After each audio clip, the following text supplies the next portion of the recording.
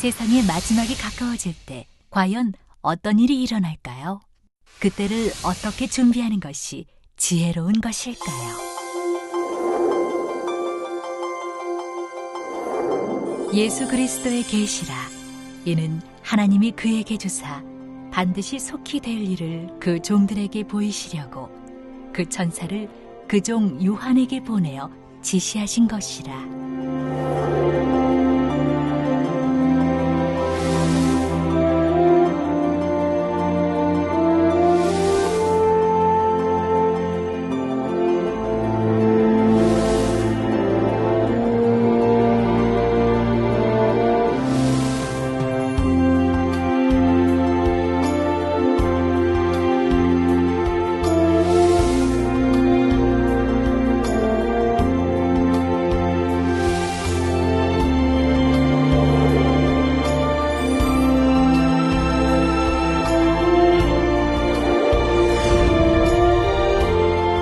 사랑하는 시청자 여러분, 세계적인 보음사 이재롱 목사의 설교를 통해 아버지 하나님의 마음과 뜻을 깨달아 소망과 기쁨 가운데 힘차게 달려가시길 바랍니다.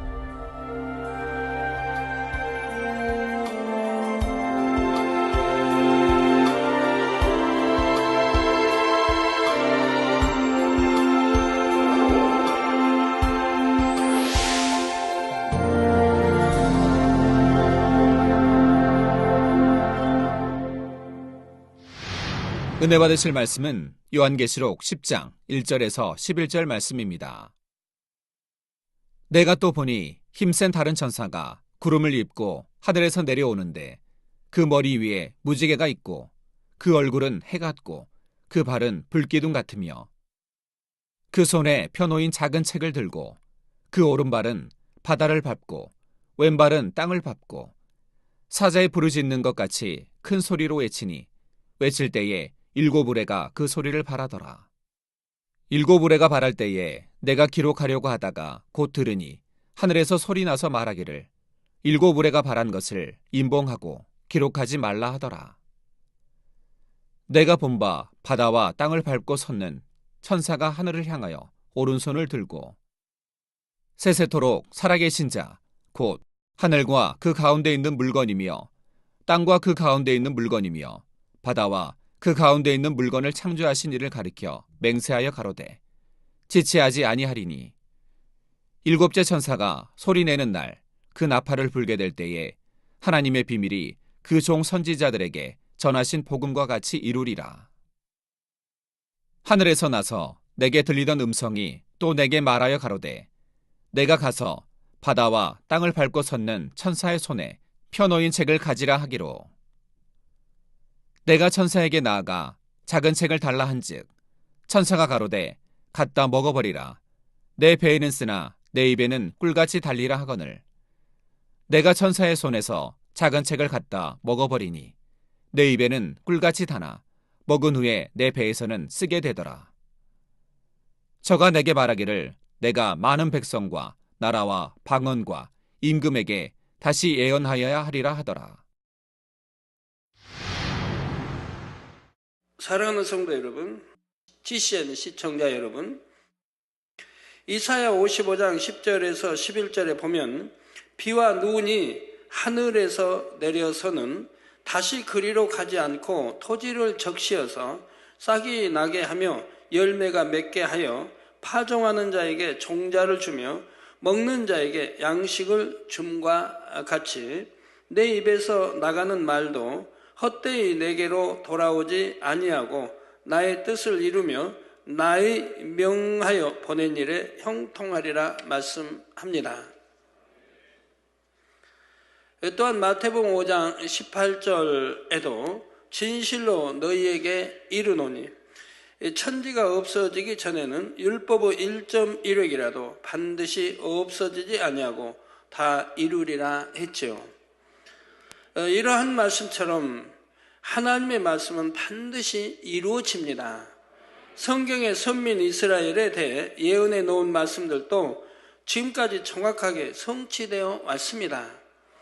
예를 들어 예레미야 25장 9절에서 12절에 보라 내가 보내어 북방 모든 족속과 내 종 바벨론 왕 느부갓네살을 불러다가 이 땅과 그 거민과 사방 모든 나라를 쳐서 진멸하여 그들로 놀램과 치솟거리가 되게 하며 땅으로 영영한 황무지가 되게 할 것이라. 내가 그들 중에서 기뻐하는 소리와 즐거워하는 소리와 신랑의 소리와 신부의 소리와 맷돌 소리와 등불빛이 끊쳐지게 하리니 이 온 땅이 황폐하여 놀람이 될 것이며 이 나라들은 70년 동안 바벨론 왕을 섬기리라.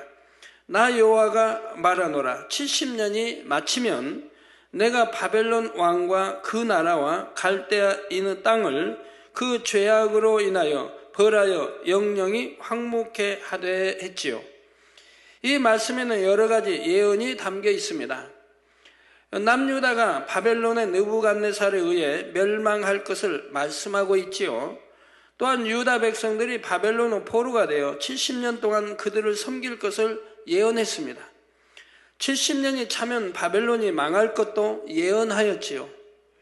이 말씀대로 BC 605년에 남유다는 바벨론의 침공을 받고 많은 사람들이 포로로 잡혀갑니다. BC 586년에는 바벨론의 느부갓네살에 의해 예루살렘이 다시 침공을 당하고 함락되면서 마침내 남유다는 완전히 멸망하고 말지요.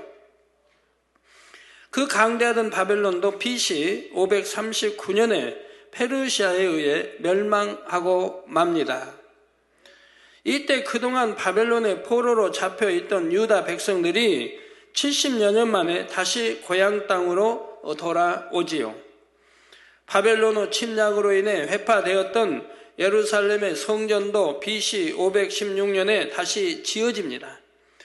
이때가 바로 남유다가 바벨론에 의해 완전히 멸망한 지 정확히 70년 되던 해이지요. 이처럼 하나님께서는 예레미야 선지자를 통해 앞일에 대해 예언해 놓으셨고 그 예언들은 정확히 성취되었습니다. 그런데 이 예언들이 온전히 성취되기 이전 당시 바벨론의 포로로 잡혀와 있던 다니엘 선지자가 어느 날 이 예언의 내용을 읽게 됩니다.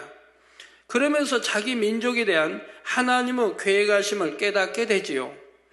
다니엘서 9장 2절에 곧 그 통치 원년에 나 다니엘이 서책으로 말미암아 여호와의 말씀이 선지자 예레미야에게 임하여 고하신 그 연수를 깨달았느니 곧 예루살렘의 황무함이 70년 만에 마치리라 하신 것이니라 했습니다.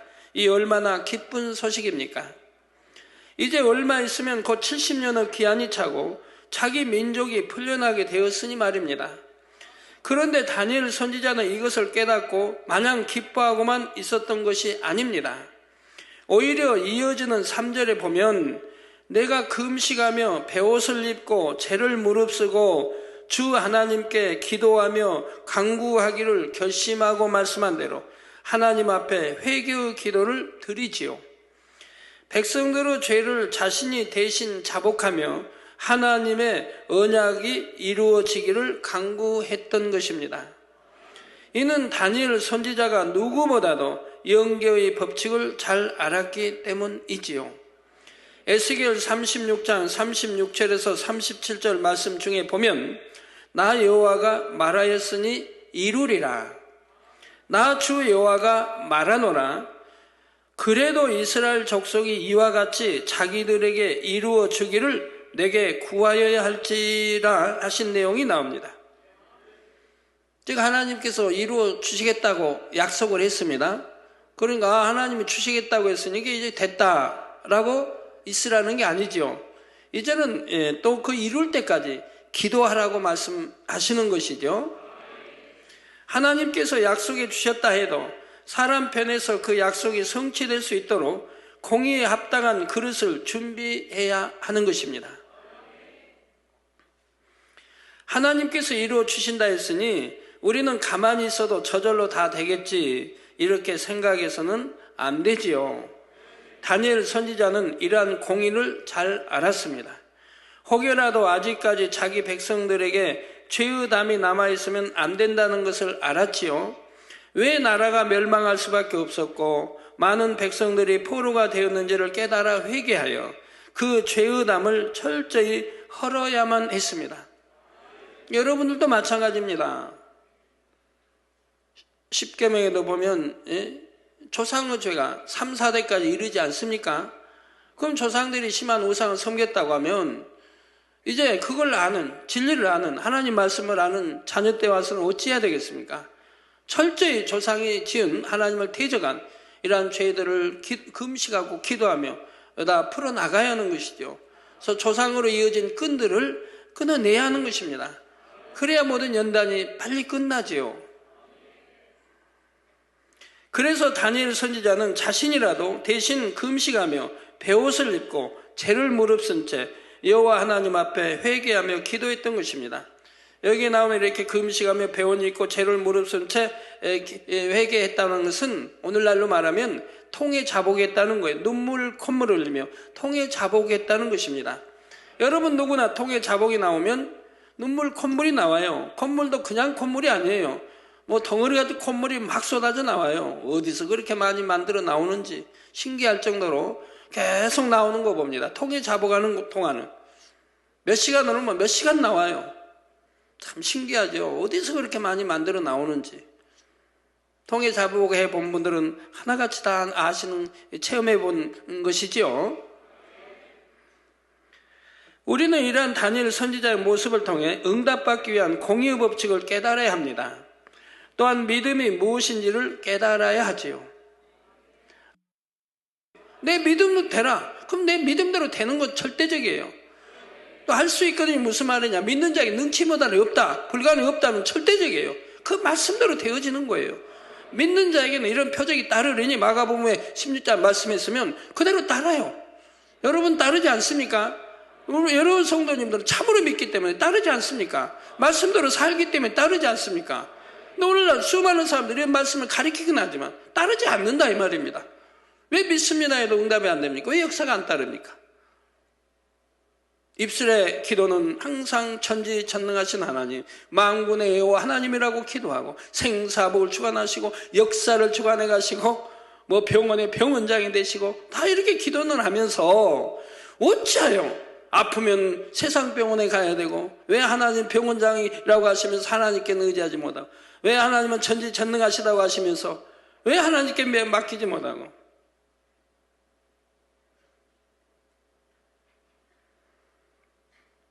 오늘 또 놀라운 간증을 하나 듣게 됩니다. 맹장이 터졌다고 그래요. 맹장이 터져서 그걸 놔둬서 이를 부은 겁니다. 병원에 갔더니 이거 완전히 엉망이죠. 속이 썩어 들어가는 겁니다. 곳곳이 썩어 들어가는 거예요. 맹장이 터진 걸 놔뒀으니까. 가지고 이렇게 이제 부어가지고 막 곳곳이 썩어 들어가는 거예요. 당장 병원에서는 수술해서 이거 썩어 붙는 거 제거하고 다 해야 돼요. 그렇지 잘하면 죽는다 이 말입니다. 그런데도 이분이 병원에서 나는 지금까지 말씀을 들었다. 하나님은 천지전능하시고 믿음대로 된다고 말씀드렸는데 내가 이제 와서 믿음을 저버리면 되겠는가? 난 믿음으로 고치겠다 하고 병원에서 나온 겁니다. 그래 병원에서는 당신 병원 나가면 죽는다고. 그래도 본인은 믿음 가지고 고치겠다고 병원을 나온 겁니다. 그리고 집에 와서 매달린 겁니다. 하나님 앞에. 하나님 고쳐주시라고. 물론 여러 가지 다 했겠죠. 물론 손수건 기도도 받았겠고 기도 받아 믿음을 하나님께 매달린 겁니다. 그러더니 드디어 하나님이 역사한 겁니다. 예?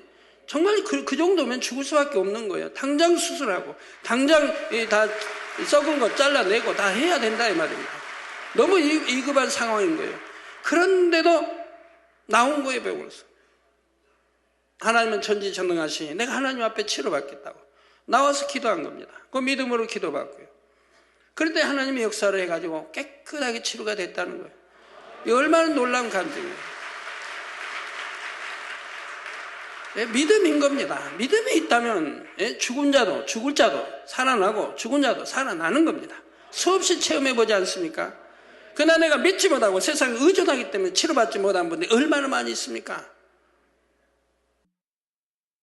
정말 믿는다면 하나님께 전폭적으로 맡겨드리는 거예요. 그럴 때 하나님이 그 믿음을 보시고 역사하는 거예요. 근데 대부분이 믿는다 하놓고 막상 내게 어떤 문제가 생기면 그런 믿음을 내보이지 못하더라 이 말입니다. 그래서 세상에 의존하고 또 하나님께 의존한다니 결국 믿음이 아니게 하나님이 역사하지 못한 거 봅니다.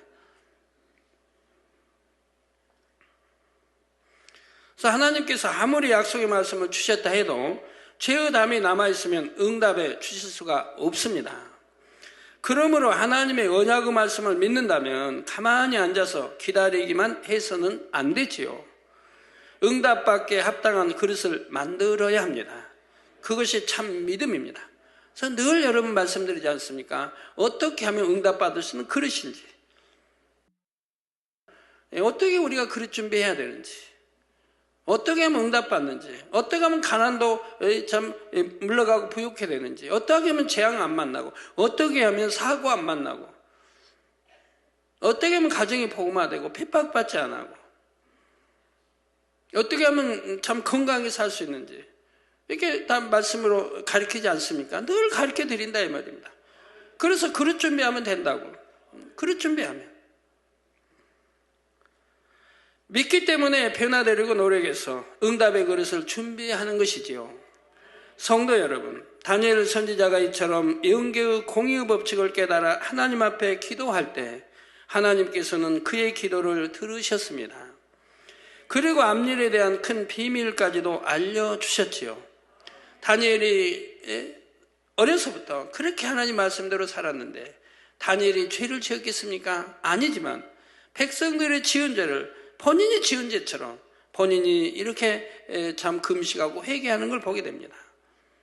통에 잡아가는 걸 보게 된다 이 말입니다.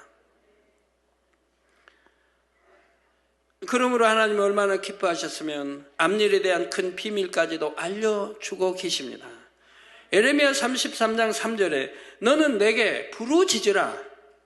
내가 내게, 즉 하나님께서 내게 응답하겠고 내가 알지 못하는 크고 비밀한 일을 내게 보이리라. 부르짖어 기도하는 자에게 보이신다고 말씀합니다. 다니엘서 9장 20절에서 23절에 보면 다니엘 선지자에게 응답이 오는 장면이 나오지요. 내가 이같이 말하여 기도하며 내 죄와 및 내 백성 이스라엘의 죄를 자복하고 내 하나님의 거룩한 산을 위하여 내 하나님 여호와 앞에 간구할 때 곧 내가 말하여 기도할 때 이전 이상 중에 본 그 사람 가브엘이 빨리 날아서 저녁 제사를 드릴 때 즈음에 내게 이르더니 내게 가르치며 내게 말하여 가로되 다니엘아 내가 이제 내게 지혜와 총명을 주려고 나왔나니 곧 내가 기도를 시작할 즈음에 명령이 내렸으므로 이제 내가 고하러 왔느니라. 너는 크게 은총을 입은 자라. 그런즉 너는 이 일을 생각하고 그 이상을 깨달을지니라 했습니다. 성경에 보면 앞일에 대한 큰 비밀을 알려주실 때는 주로 가브리엘 천사장이 나타납니다.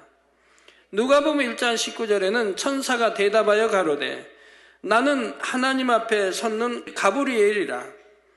이 좋은 소식을 전하여 내게 말하라고 보내심을 입었노라 했지요. 여기서도 가브리엘 천사가 나오죠. 여러분 미가엘 천사장은 우리 이제 조선 왕조로 이렇게 따지면 무관을 말합니다. 무관. 그 가브리엘 천사장은 문관을 말하고요. 바로 세례 요한의 아버지 사가랴에게 가브리엘 천사장이 나타나 세례 요한의 탄생을 알려주는 장면입니다. 또한 누가복음 1장 26절에서 27절에는 여섯째 달에 천사 가브리엘이 하나님의 보내심을 받들어 갈릴리 나사렛이란 동네에 가서 다윗의 자손 요셉이라는 사람과 청혼한 처녀에게 이르니 그 처녀의 이름은 마리아라 했지요. 바로 가브리엘 천사장이 동정녀 마리아에게 나타나 구세주 예수님의 탄생을 알려주었던 것입니다. 이처럼 하나님의 명을 직접 받아 수행하는 천사장 가브리엘이 다니엘에게 나타나 장차 있을 크고 비밀한 일을 알려줍니다. 그 중에는 세상 마지막에 있을 7년 환란에 대한 내용까지 있었습니다. 다니엘 선지자가 받은 계시의 내용이 다니엘서 9장 24절에서 27절에 자세히 나와 있지요. 오늘은 그 중에서 7년 환란과 관련된 27절의 말씀만 잠깐 살펴보겠습니다. 그가 장차 많은 사람으로 더불어 한 일해 동안의 언약을 굳게 정하겠고, 그가 그 일의 절반에 제사와 예물을 금지할 것이며, 또 잠포하여 미운 물건이 날개를 의지하여 설 것이며, 또 이미 정한 종말까지 진노가 황폐케 하는 자에게 쏟아지리라 하였느니라 했지요. 일해란 순 우리말로서 일주일, 즉 7일을 의미합니다. 그런데 여기서 말하는 일해란 단순히 7일을 의미하는 것이 아니라 7년을 의미한다는 사실입니다.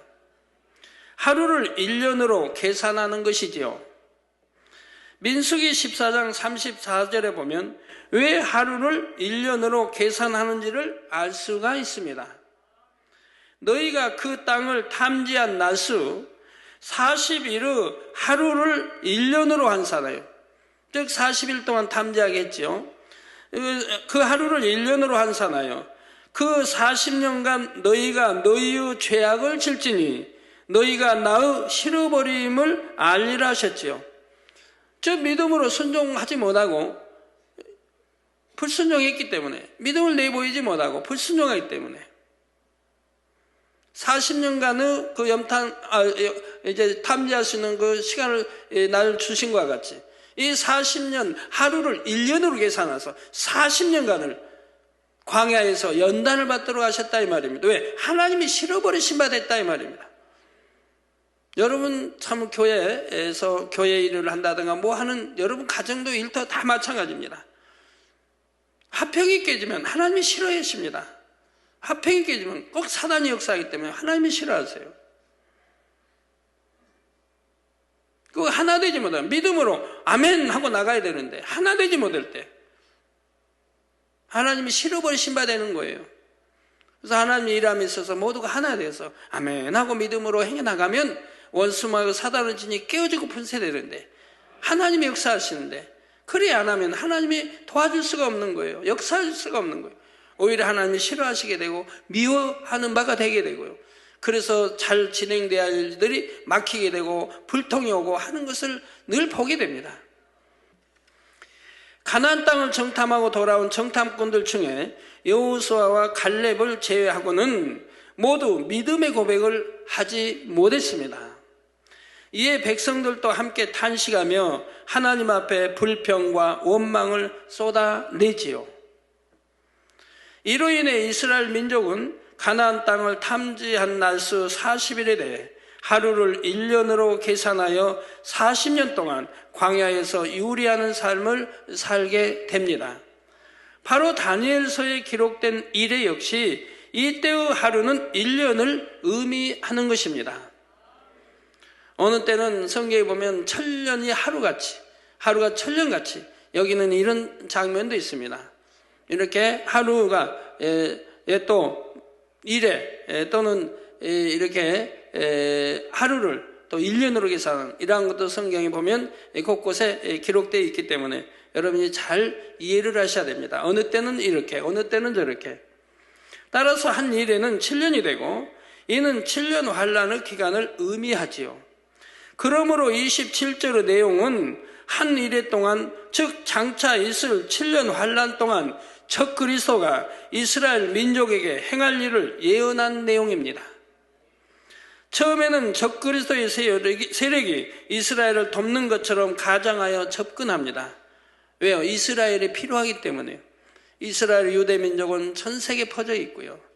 또 많은 물질에 은행과 여하튼 경제계, 정치계 또는 학계, 문화, 여하튼 골고루 다 퍼져 있습니다. 미국을 위시하여 세계 곳곳에요. 이들의 힘이 필요한 거예요. 이들과 연합하여 이들의 힘이 필요한 거예요, 처음에는. 그렇기 때문에 도와주는 척 하게 되는 거죠. 여기에 이스라엘도 속아 넘어가고 말지요. 그런데 7년 환란 중에 후 3년 반이 되면 적그리스도가 정체를 드러냅니다.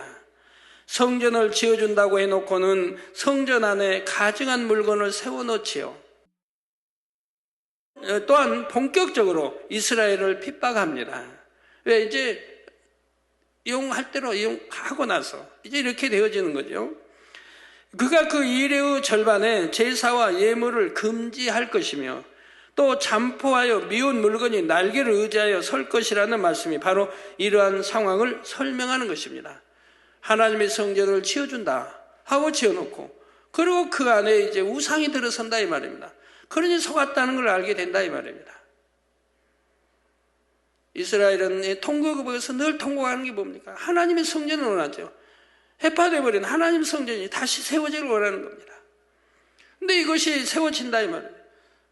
그래서 참 우리 바로 구세주처럼 이렇게 알고 그랬는데 나중에 3년 반이 되니 그 안에 가증스러운 것이 들어서더라 이 말입니다. 그래서 속았다는 걸 알게 됩니다. 그래서 거기에서 속았다는 걸 알게 되고 거기서 통해자복 회개 역사가 일어나기 시작한다 면 그러니 그때를 알기 위해서 그 속았고 통해자복 회개 역사를 주기 위해서 지금 복음을 전해 들어가고 있는 거예요. 깨어라 이스라엘 책이 들어가고 있는 거예요. 그걸 그거 읽고 믿든 안 믿든 읽었던 사람들이 이제 그때가 되면 그 읽었던 그거에 의해서 우리가 속았구나 하고 통해 잡아갈 수 있는 우리 2000년 전에 선조가 못 박았던 그분이 정령이 우리 구세주구나. 우리가 기다려서 오시는 게 아니라 이미 오셨고 우리 선조가 못을 박았고 그분이 바로 우리 왕이요 구세주라는 것을 그때 비로소 깨닫게 되는 거예요. 그리고 복음을 전파하면서 또 들었기 때문에 그들이 우리가 가서 복음을 전파하면서 들었고 또 그 기사보적 권능을 보았고 성경도 보았기 때문에 그때는 통해잡아가면서 그걸 믿게 되는 거예요. 그러면서 회개하게 되는 거예요. 그래서 주님을 영접하고 구원에 이르는 역사가 일어나게 되는 거고요. 그리고 또 이미 정한 종말까지 진노가 황폐케 하는 자에게 쏟아지리라 하였느니라 한 대로 적그리스도의 이스라엘에 대한 핍박은 7년 환란이 끝날 때까지 계속됩니다. 바로 오늘 본문인 계시록 10장이 시기적으로는 7년 환란 후 전 3년 반이 끝나고 후 3년 반으로 접어드는 때입니다. 7년 환란 전체를 볼 때는 막간이라 할 수 있으며 3차 세계대전은 중반을 넘어서는 때이고요. 적그리스도에 의한 본격적인 환란이 시작되는 후 3년 반을 향해 치달아가고 있습니다. 그래서 두 증인이 필요하고 복음으로 무장된 두 증인이 또 외치게 되는 것이고요. 또 14만 4천이 필요하고 이스라엘에는 이 두 증인이 필요하게 되는 거예요. 그들에게 막강한 권능을 줘서 하나님이 저들이 죽이고자 해도 죽일 수 없는 그런 막강한 권능으로 이 복음을 전하게 되는 것이라 이 말입니다. 본문 1절에 내가 또 보니 힘센 다른 천사가 구름을 입고 하늘에서 내려오는데 그 머리 위에 무지개가 있고 그 얼굴은 해 같고 그 발은 불기둥 같다 했습니다. 힘센 다른 천사라 했는데 이는 그만큼 높은 위치의 천사라는 뜻입니다. 본문에 나오는 천사는 하나님의 보호자 옆에 있는 천사들 중에 하나입니다. 천사들 사이에도 정확한 서열이 있지요. 아무나 하나님의 보호자 옆에 가까이 갈 수가 있는 것이 아닙니다. 그런데 이 천사는 하나님 앞에서 직접 명을 받들어 행하는 천사이지요. 7년 환란 동안에도 점점 더 악으로 관영해 가는 이 땅을 심판할 권세를 받은 천사입니다. 구름을 입고 하늘에서 내려온다 했지요. 주님께서도 장차 공중에 재림하실 때 영광의 구름을 타고 내려오십니다. 장차 천국에 가서 구름 자가용을 탈 수 있는 자격도 아무에게나 주어지는 것이 아니고요.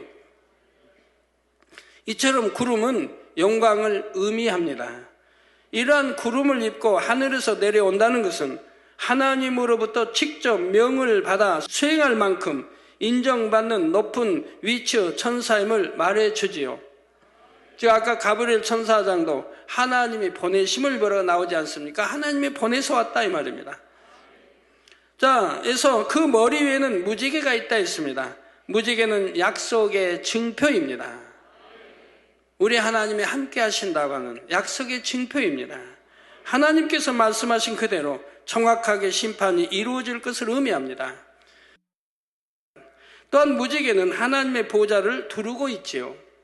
이러한 무지개를 그 머리 위에 두었으니 이는 이 천사가 얼마나 큰 권세를 가지고 있는지를 나타내 줍니다. 그 위엄과 능력이 대단하지요. 얼굴은 해 같다 했습니다. 이 역시 지극한 위엄을 나타내지요. 또한 정오의 해와 같이 공의 가운데 정확하게 모든 것을 두루 살핀다는 의미입니다. 다음으로 발은 불기둥 같다 했습니다. 이는 불로 심판할 권세가 있음을 나타내지요. 결국 구름, 무지개, 해, 불기둥 이와 같은 표현들은 이 천사의 능력과 권세를 나타냅니다. 하나님께서 언약에 놓으신 심판의 권세를 대신 받아가지고 왔다는 말입니다. 7년 환란의 모든 것은 이처럼 하나님의 주권 아래서 하나님의 명령을 받은 천사들에 의해 정확하게 이루어지게 됩니다. 이어지는 2절 3절에 그 손에 펴 놓인 작은 책을 들고 그 오른발은 바다를 밟고 왼발은 땅을 밟고 사자에 부르짖는 것 같이 큰 소리로 외치니 외칠 때 7 우레가 그 소리를 바라더라 했습니다. 여기서 굳이 작은 책이라 한 것은 전체적인 내용이 담긴 책이 아니라 일부의 내용이 담긴 책이기 때문입니다. 사도 요한이 보고 있는 그 때로부터 시작해서 7년 환란이 끝날 때까지의 내용이 담긴 책이지요. 곧 후 3년 반에 있을 내용들만이 담긴 책입니다. 오른발은 바다를 왼발은 땅을 밟고 있다는 것은 하나님께서 천사에게 주신 권세 안에 모든 것이 다 포함되어 있다는 뜻이지요. 모든 공간의 주인이시며 주관자 되시는 하나님의 주관 아래 있다는 뜻입니다. 즉 어떤 것도 이 심판을 피해갈 수 없고 모든 것이 하나님의 권한 안에서 역사되어 간다는 말이지요. 이 천사는 사자에 부르짖는 것과 같은 큰 위엄과 권세로서 심판의 재앙을 선포합니다. 또한 특별히 사자의 부르짖음에 비유한 것은 네 생물 중에 사자에게는 재앙을 부리는 권세가 있기 때문이지요. 다음으로 천사가 외칠 때 7 우레가 소리를 바란다 했는데 우레는 사람들에게 공포와 두려움을 줍니다. 이는 이제부터 있을 재앙으로 인해 사람들이 공포와 두려움에 떨게 될 것을 의미하지요. 이 우레 소리와 함께 작은 책에 기록된 내용들이 시작됨을 알리는 것입니다. 4절에 7 우레가 발할 때 내가 기록하려고 하다가 곧 들으니 하늘에서 소리나서 말하기를 7 우레가 발하는 것을 임봉하고 기록하지 말라 하더라 했습니다. 사도 요한은 7 우레에 담긴 재앙의 내용을 기록하려 하였으나 하나님께서는 그것을 기록지 못하게 하십니다. 그런데 계시록 22장 10절에 보면 오히려 또 내게 말하되 이 책의 예언의 말씀을 임봉하지 말라 때가 가까우니라 하셨지요. 그렇다면 왜 지금 7 우레가 발한 것은 임봉하고 기록하지 말라 하시는 것일까요? 하나님의 뜻은 당연히 요한계시록의 말씀이 밝히 풀어져 선포되는 것입니다. 그래서 계시록 22장 19절에는 만일 누구든지 이 책의 예언의 말씀에서 제하여 버리면 하나님이 이 책에 기록된 생명나무와 및 거룩한 성에 참여함을 제하여 버리시리라 이렇게까지 말씀하고 계십니다. 누구든지 이 책의 예언의 말씀에서 제하여 버리면 제하여 버리면 안 된다 이 말입니다. 그리고 우리가 밝히 알아야 되고요. 하나님께서는 한 영혼이라도 더 깨어있는 신앙생활을 하다가 틀림받기를 원하시지요. 그런데 요한계시록은 세상 끝날에 있을 일을 기록해 놓은 책입니다. 따라서 그 내용이 풀어지는 시점이 매우 중요하지요. 주님의 재림이 가까워졌을 때 풀어져야 그 내용을 정확히 풀 수도 있고 가장 큰 효과를 낼 수도 있습니다. 또한 2000여 년 전에 계시록을 기록하면서 세상 끝날에 있을 일들에 대해 구체적으로 기록할 수 없는 내용들도 있지요. 모든 내용을 다 알려줄 수는 없는 것도 있습니다. 예수님을 통한 구원의 도가 만세전에 감춰진 비밀이었던 것과 같이 때로는 때가 이르기까지 감춰 놓아야 하는 내용도 있는 것입니다. 지금은 때이기 때문에 이 계시록을 자세하게 풀어주시는 겁니다. 그래서 계시록 7년 환란에 대한 내용 중에도 하나님께서는 실체를 알려주셔야 할 것과 그러지 말아야 할 것이 있었습니다. 때가 되어 그 실체가 드러나기까지 굳이 드러낼 필요가 없는 것이 있지요. 자, 예를 들어 제가 지금 계시록 강의를 해가면서 때로는 특정한 나라들의 이름을 거론합니다. 사실 그들 나라 입장에서 보면 들어서 결코 기분 좋을 내용들이 아니지요. 하지만 지금은 그만큼 마지막이 가까웠기 때문에 여러 가지 위험과 부담을 감수하면서까지 저는 계시록 내용을 풀고 있습니다. 그리고 하나님이 다 명하신 것이어서 하나님께서 저를 지켜주실 것도 믿고요. 그렇게 해서 한 영혼이라도 더 깨어나기를 간절히 바라는 마음에서 있지요. 그러나 만약 제가 100년 전의 사람이어서 계시록 내용을 풀었다면 이처럼 특정한 나라 이름을 거론하며 설명하는 것을 하나님께서 허락하지 않으셨을 것입니다. 설명해도 이해도 안 되겠고 아무도 믿으려고 안 하겠고 그때 그런 말 했다면 나는 돈 사람이 될 거라 이 말입니다. 정신 이상자가 될 것이고 200년 전에 만약에 계시록 풀어서 누가 했다고 하면 탱크가 뭔지도 모르고 비행기가 헬리콥터가 뭔지도 이름 자체도 없는 때인데 그런 게 뭐 해서 설명한다고 해봐요. 지금 계시록 설명한다고 해봐요. 그 사람은 돈 사람이 돼버리죠. 잘못 돌아버린 사람이 되는 거죠. 그렇지 않습니까? 이해가 되시죠? 그러니까 계시록은 풀어지는 때가 있는 것이라 이 말입니다. 알릴 때가 있는 것이라 이 말입니다. 그렇게 실체를 거론하며 설명한다 해도 믿을 사람이 거의 없었을 것이고 자칫 이단이니 잘못되었느니 이런 소리만 들었겠지요. 하지만 지금은 상황이 다릅니다. 실체를 거론하며 설명할 때 더 믿을 수가 있지요. 지금 눈앞에 펼쳐지고 있는 현실이기 때문입니다. 이는 수천 년 전에 기록된 계시록 말씀이 이처럼 정확하게 지금 현재 일어날 일들에 대해 예언해 놓았다는 사실을 증명하죠.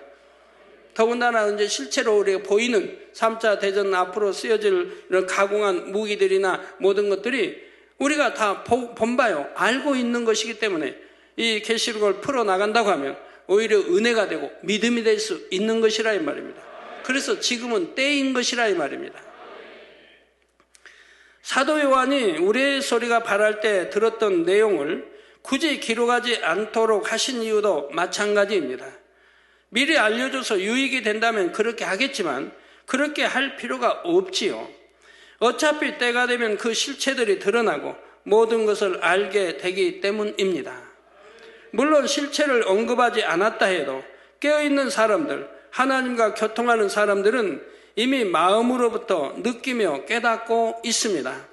하지만 아무리 외치고 외쳐도 눈이 가려지고 귀가 가려진 사람들은 그것을 자신의 말씀으로 받으려 하지 않지요.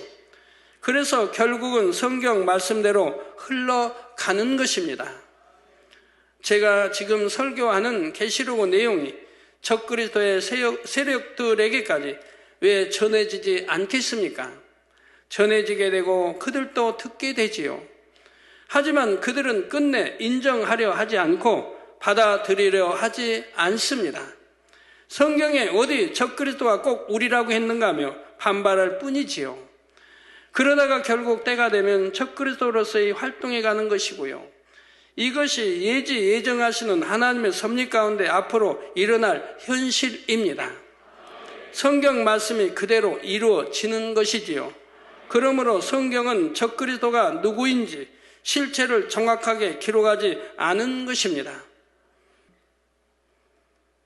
7 우리에 담긴 내용이 무엇인지도 구체적으로 기록하지 않게 하신 것이고요.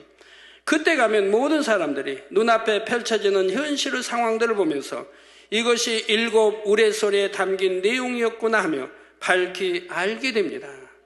그때 가서야 사람들은 모든 것을 깨달으며 적그리스도에 대해서도 알게 되지요. 그 전까지는 아무리 알려주고 깨우쳐 주려 해도 알지 못하고 깨닫지 못한다는 사실입니다. 물론 믿으려고 하지도 않게 되고요. 누가복음 8장 10절에 보면 예수님께서 가라사대 하나님 나라의 비밀을 아는 것이 너희에게는 허락되었으나 다른 사람에게는 비유로 하나니 이는 저희로 보아도 보지 못하고 들어도 깨닫지 못하게 하려 함이니라 말씀합니다. 예수님 당시에도 모든 사람들이 예수님에 대해 밝히 알아보고 구원에 이르렀으면 좋겠지만 그렇지가 않았습니다. 하나님 나라의 비밀에 대해 아는 것이 누구에게나 허락되는 것이 아니었습니다. 그렇다고 어떤 특정한 사람에게만 알려줘서 그들만 구원받게 하신다는 뜻이 아닙니다. 예수님께서는 누구에게나 동일하게 알려주셔도 듣는 사람들 편에서 받지를 않는 것이지요. 즉 보아도 보지 못하고 들어도 깨닫지 못하는 것입니다. 우리 이런 재단에도 그런 분들이 있지 않습니까?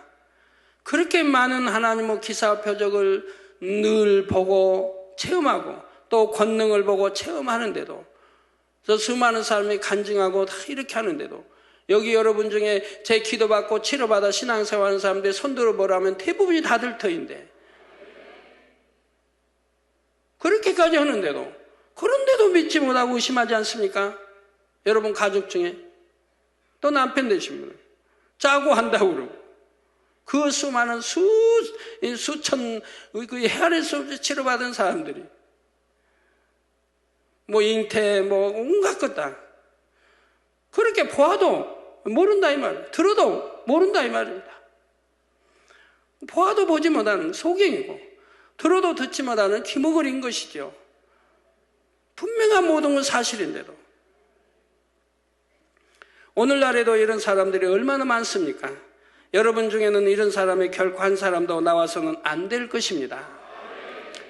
지금 듣는 모든 말씀을 듣고 보고 깨우쳐서 모두가 구원에 이르며 더 좋은 천국을 침노에 들어가시기 바랍니다.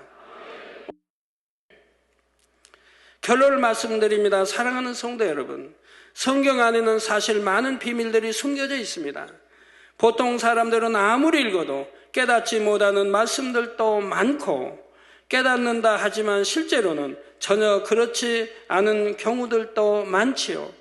하나님과 깊은 교통을 이루는 사람만이 깨달을 수 있는 내용들도 많습니다. 또 그 안에 담긴 깊은 영적인 뜻을 깨달으면 깜짝 놀랄 말씀들도 있고 아무리 영적인 의미를 설명해줘도 육의 사람은 도저히 이해 못하는 내용도 있지요. 너무 쉬운데 여러분이 영에 사모하고 영으로 들어오고 영적인 깨닫는 분들을 설명하면 너무너무 쉬운 건데 육적인 사람들은 아무리 설명해줘도 깨닫지 못하는 사람들도 많이 있다 이 말입니다. 손에 쥐어줘도 만진바대도 해줘도 그래도 깨닫지 못하는 사람은 깨닫지 못하는 거예요. 참 답답할 일이죠. 저희 학교 다닐 때 보면 참 그런 일이 있었습니다. 요즘은 뭐 서울은 모르겠는데 시골에서 이렇게 초등학교 다닐 때 보면요 정말 봐도 답답한 사람도 많아요. 구구단 그렇게 가르쳐도 2학년 때 구구단 배우는데 3학년이 4학년이 5학년이 돼도 구구단을 못 외우는 학생들이 있어요. 그러니 어떻게 해요? 과외를 받을 수 있는 세대도 아니고 어떤 책이 좋아서 뭐 공부할 수 있는 것도 아니고 학교에서 한번 배우고 이거 끝나버리면 집에 와서 뭐 어떤 게 더 배울 수 있거나 누가 가르쳐 줄 때도 아닌 것이니까 그냥 모르면 모르는 걸 지나가는 거예요.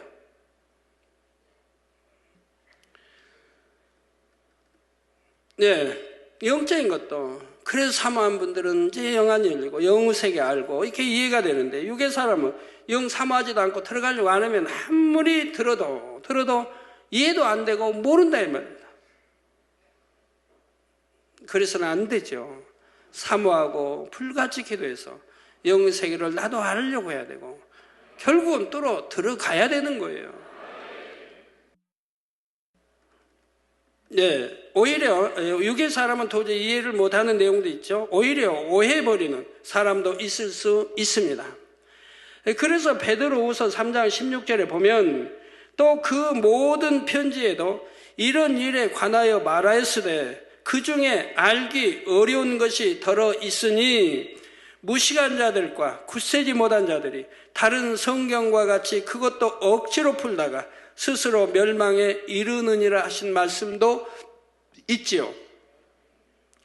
그러니 결국은 자기의 믿음의 분량 안에서 열심히 먹고 소화시켜 나가면 되는 것입니다.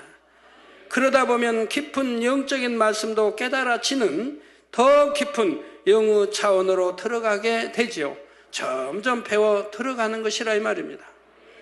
계시록 강의의 말씀을 듣는 여러분은 참으로 복되다는 사실을 아시기 바랍니다. 또한 왜 이 비밀한 말씀들을 지금 이처럼 밝히 풀어주고 계신지를 깨달으시기 바랍니다. 더 이상 감추어 둘 수 없는 때가 온 것이며 본 재단이 이와 같이 밝히 풀어주어도 원수 마귀 사단이 송사하지 못하는 공의에 합당한 재단이기 때문이지요. 하나님께서 여러분에게 주신 이 귀한 진주를 소홀히 흘려버리는 분은 결코 한 분도 없기를 부탁드립니다.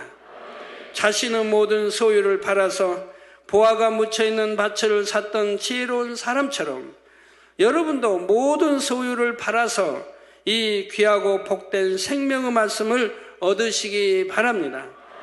그래서 이 안에 감친 천국 새 예루살렘까지 곧장 전진해가는 여러분이 되시기를 주님의 이름으로 축원합니다. 말씀 상고하시면서 통성으로 다 같이 기도하시겠습니다. 할렐루야. 주님, 은혜와 사랑에 감사를 드립니다. 아버지, 오늘 또 들은 말씀이 믿음이 되고 생명이 되게 축복해 주옵소서. 아버지, 이 계시록 강의를 통해서 더 큰 믿음으로 이루어지게 해주시기를 원합니다. 영의 것도 사모하여서 더 영으로 들어갈 수 있게 해주시기 원합니다. 마지막 때 사는 저희들이 얼마나 급히 또 아버지 신속하게 신부단장도 해야 할 것을 깨닫게 도와주시기 원합니다. 미련은 5 처녀가 아니라 슬기로운 5 처녀가 되어 기름 준비도 잘하게 도와주시기를 원합니다. 주여 감사합니다. 우리 주 예수 그리스도의 이름으로 기도하옵나이다. 아멘.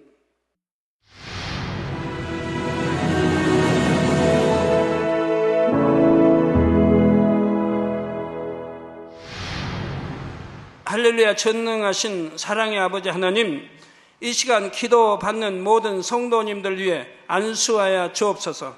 GCN 방송 시청자들이 인터넷과 화상을 통해 기도받는 지교회와 지성전 그리고 전세계 하나님의 자녀들 위에도 시공간을 초월하여 역사하여 주시기를 원합니다. 믿어지는 믿음을 주시고 부정적인 생각과 의심의 세력을 물리쳐 주옵시며 모든 시험 환난도 물리쳐 주옵소서. 머리부터 발끝까지 오장육부 뼈 마디마디 온몸의 신경 조직 세포 등 아픈 곳마다 성령의 불로 태우시고 근본의 빛으로 역사하여 주옵소서. 예수 그리스도의 이름으로 명하노니 원수마귀 사단 모든 질병 균 연약함아 물러가라. 빛이 임하라. 모든 불치 난치병도 성령의 불로 태워 깨끗하게 역사하여 주옵소서. 말라리아를 비롯한 모든 풍토병도 물리쳐 주옵소서. 깨끗함을 입을지어다. 감기, 기침, 열, 몸살, 독감 등 각종 유행성 질병도 다 물러가라. 어떠한 유행성 질병 균도 틈타지 않게 지켜 주옵소서. 위암, 폐암, 간암, 유방암, 자궁암, 대장암, 피부암 등 각종 암과 에이즈, 백혈병, 뇌졸중, 고혈압, 저혈압, 심장병, 폐병, 위장병, 당뇨, 부인병, 피부병, 갑상선 질환과 모든 염증도 깨끗게 하여 주옵소서. 소아마비, 중풍, 관절염, 디스크도 온전케 하여 주옵소서. 요통, 두통, 신경통을 비롯한 모든 통증은 사라질지어다. 간질, 자폐증, 우울증, 조울증, 노이로제 등 모든 정신질환도 물러가라. 모든 마비된 것도 풀어지고 일어나 걷고 뛸지어다. 눈도 잘 보이게 하옵시고 귀도 잘 들리게 하여 주옵소서. 소경은 눈을 뜨고 기머거리는 들으며 벙어리는 말할지어다. 각종 사고, 후유증도 깨끗게 하시고 부러진 뼈도 붙여 주옵소서. 화상 입은 것도 온전케 하옵소서. 화기야 물러가라. 열도 물러가라. 아버지, 흉터도 나지 않게 역사해 주시기를 원합니다. 마약을 비롯하여 각종 약물과 독극물 중독도 깨끗함을 입을지어다. 죽은 신경과 세포가 살아나며 죽은 자도 살아나게 하여 주옵소서. 잉태의 축복도 주시기를 원합니다. 잉태 축복을 받으라. 예수 그리스도의 이름으로 명하노니 원수마귀 사단아, 하늘 공중 곳에 잡은 악의 영들아 물러가라. 그의 사자들도 물러갈지니라. 이 땅의 악한 영, 더러운 영, 거짓되고 간사한 영, 이간질하고 미혹하는 모든 어둠들은 물러가라. 모든 흉악의 결박을 풀고 어둠아 물러가라. 빛이여 임하라. 아버지 하나님, 부르짖어 기도할 수 있는 능력을 주시고 죄를 버리고 성결될 수 있는 능력을 주옵소서. 영혼이 잘됨같이 범사에 잘되게 하시고 가정의 복음화도 이루어 주시기를 원합니다. 한 주간도 모든 사고와 재앙으로부터 지켜주시고 불통이 없는 형통한 삶을 살 수 있도록 축복해 주옵소서. 성령의 불담으로 천군 천사와 주님의 불꽃 같은 눈동자로 모든 하나님의 자녀들과 가정, 일터, 사업터를 지켜주시기를 원합니다. 학생들에게 지와 명철을 더하시고 공부도 할 수 있는 뜨거운 마음과 열정도 더하여 주옵소서. 마음과 생각을 세상에 빼앗기지 않도록 지키시고 하나님을 뜨겁게 사랑하는 학생들로 축복하여 주옵소서. 하나님의 자녀들이 먹으나 마시나 입으나 무엇을 하든지 하나님 앞에 영광 돌리는 삶이 되게 축복하여 주시기를 원합니다. 나는 하나님을 만났노라, 체험했노라, 응답 받았노라, 축복 받았노라, 간증하는 입술이 되게 역사하여 주옵소서. 아버지 하나님 감사합니다. 홀로 영광 받으옵소서. 우리 주 예수 그리스도의 이름으로 기도하옵나이다. 아멘.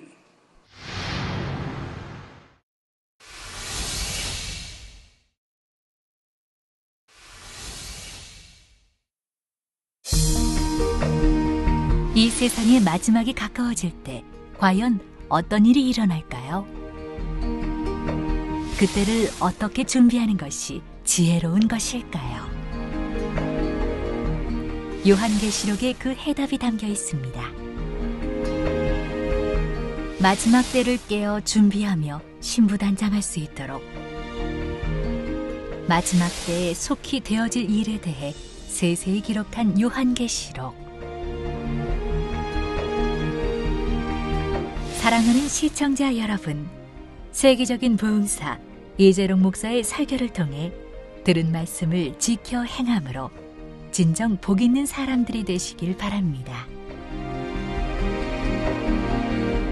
오늘 말씀 본문을 통해 여러분을 향한 하나님의 뜻을 묵상해 보시겠습니다.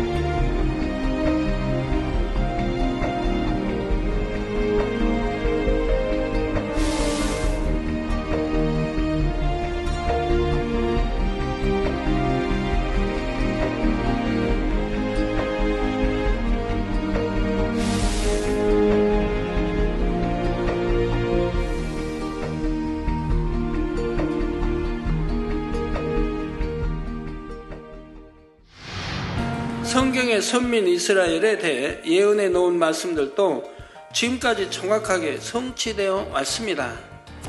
하나님께서 약속해 주셨다 해도 사람 편에서 그 약속이 성취될 수 있도록 공의에 합당한 그릇을 준비해야 하는 것입니다. 일해란 순 우리말로서 일주일 즉 7일을 의미합니다. 따라서 한 일에는 7년이 되고 이는 7년 환란의 기간을 의미하지요. 처음에는 적그리스도의 세력이 이스라엘을 돕는 것처럼 가장하여 접근합니다. 그런데 7년 환란 중에 후 3년 반이 되면 적그리스도가 정체를 드러냅니다. 성전을 지어준다고 해놓고는 성전 안에 가증한 물건을 세워놓지요. 또한 본격적으로 이스라엘을 핍박합니다. 적그리스도의 이스라엘에 대한 핍박은 7년 환란이 끝날 때까지 계속됩니다. 무지개는 약속의 증표입니다. 우리 하나님이 함께 하신다고 하는 약속의 증표입니다. 하나님께서 말씀하신 그대로 정확하게 심판이 이루어질 것을 의미합니다. 또한 정오의 해와 같이 공의 가운데 정확하게 모든 것을 두루 살핀다는 의미입니다. 7년 환란의 모든 것은 이처럼 하나님의 주권 아래서 하나님의 명령을 받은 천사들에 의해 정확하게 이루어지게 됩니다.